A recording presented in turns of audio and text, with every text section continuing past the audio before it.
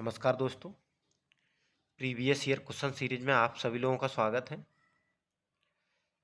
हमारे इस YouTube channel पर आप लोगों के लिए इकोनॉमी, पॉलिटी, हिस्ट्री सभी के प्रीवियस ईयर क्वेश्चन कवर किए हमने। और जो विभिन्न एग्जाम जैसे यूपीएससी, पीसीएस, विभिन्न स्टेट पीसीएस, किसी भी स्टेट का हो, एमपी का हो, यूपी का हो, बिहार का हो, या फिर एनडीए सीडीएस वगैरह में पूछे गए क्वेश्चन हैं, सभी कवर किए हैं हमने। और आगे भी ये सीरीज इसी प्रकार से चलती रहेगी। तो आप लोगों को चैनल को सब्सक्राइब कर लेना है और वीडियो को लाइक और शेयर करना है। तो फर्स्ट क्वेश्चन है हमारा, निम्नलिखित में से किस लवण में क्रिस्टलन जल नहीं होता है? ए पोटेशियम परमैंगनेट, बी नीला थोथा, सी धोने का सोडा, डी मोर लवण। तो इसमें से क्रिस्टलन जल पोटेशियम परमैंगनेट में नहीं होता है, क्योंकि जब इसका फॉर्मूला हम देखिए, जब इसका फॉर्मूला देखते हैं हम, तो पोटेशियम परमैंगनेट का फॉर्मूला क्या है? ये देखिए, पोटेशियम परमैंगनेट का फॉर्मूला है KMnO4। इसमें कहीं भी H2 दिखाई दे रहा है आप लोगों को? नहीं दिखाई दे रहा।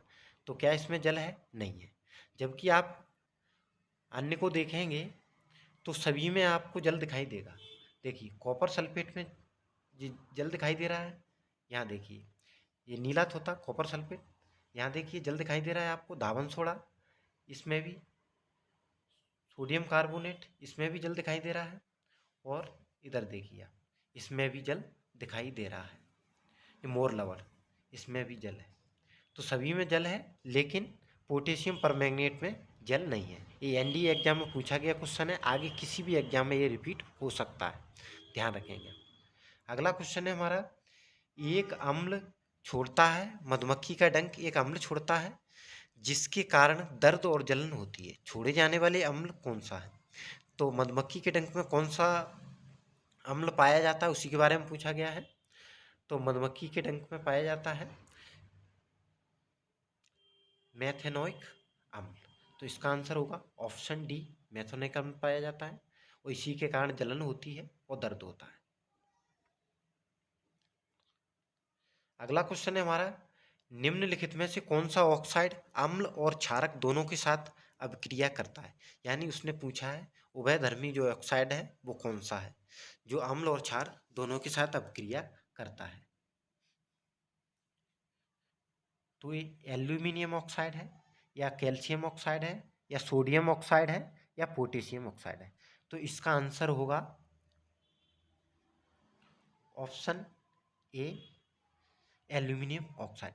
और केवल ये अकेला एल्यूमिनियम ऑक्साइड ही नहीं है जो उभयधर्मी ऑक्साइड के रूप में काम करता है, इसके साथ जिंक ऑक्साइड भी पाया जाता है। तो आप लोग दो चीज़ें याद रखेंगे, एक एल्यूमिनियम ऑक्साइड, एक जिंक ऑक्साइड। ये दोनों उभयधर्मी होते हैं, अम्ल और क्षार दोनों के साथ अभिक्रिया करते हैं। बाकी के या तो अम्ल के साथ करेंगे या फिर क्षार के साथ करेंगे। देखिए, एल्यूमिनियम ऑक्साइड और जिंक ऑक्साइड, यही दो उभयधर्मी ऑक्साइड होते हैं। ये भी CAPF असिस्टेंट कमांडेंट में पूछा गया क्वेश्चन है, आगे किसी भी एग्जाम में रिपीट हो सकता है। आगे क्वेश्चन देखते हैं हम, अम्ल धातु कार्बोनेट से अभिक्रिया कर गैस मुक्त करते हैं। तो अम्ल जब धातु कार्बोनेट से अभिक्रिया करते हैं तो कौन सी गैस मुक्त होती है? Hydrogen, carbon dioxide, carbon monoxide, या इनमें से कोई नहीं? तो जब भी अम्ल धातु से क्रिया करेंगे तो CO2 गैस रिलीज होती है।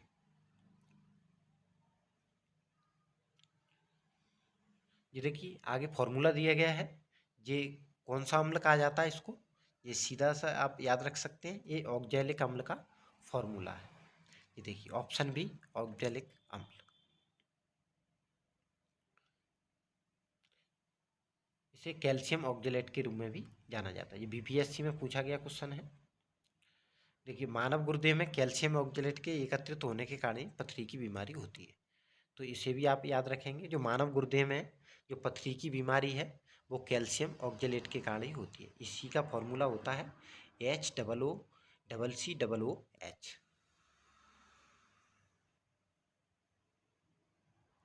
अगला क्वेश्चन है, आपको 3 प्रश्नावलियाँ दी गई हैं, उनमें से एक में आसुत जल है और अन्य 2 में से एक में अम्लीय विलयन तथा दूसरे में क्षारीय विलयन है। इनमें से किस में लाल लिटमस नीला हो जाएगा? तो लाल लिटमस को नीला कौन करता है? तो ये क्षार करते हैं। तो सीधा इसका आंसर हो जाएगा ऑप्शन सी, क्षार।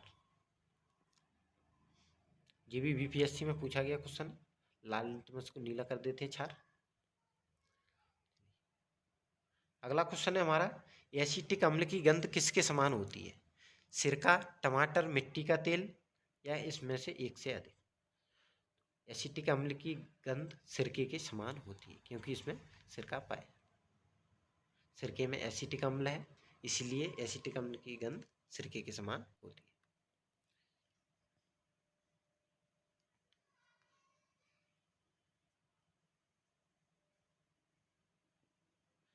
अगला क्वेश्चन है, शुष्क HCl गैस शुष्क लिटमस पत्र का रंग क्यों नहीं बदलती? तो ये फॉर्मूले बेस क्वेश्चन है, तो इनको आप डायरेक्टली याद रख सकते हैं। ये कोई H3O प्लस आयन मौजूद नहीं होंगे, लिटमस केवल H3O प्लस आयन की उपस्थिति में रंग बदलता है। तो रंग बदलने के लिए क्या चाहिए? H3O प्लस आयन, और जब ये नहीं होगा तो रंग भी नहीं बदला जाएगा, सीधा सा।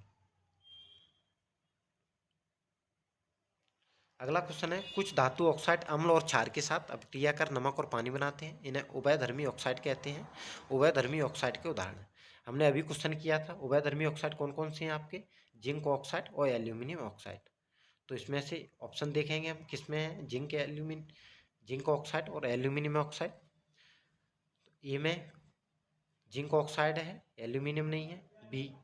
बी में एल्यूमिनियम और जिंक दोनों ऑक्साइड हैं, तो इसका आंसर हो जाएगा ऑप्शन बी, एल्यूमिनियम ऑक्साइड और जिंक ऑक्साइड।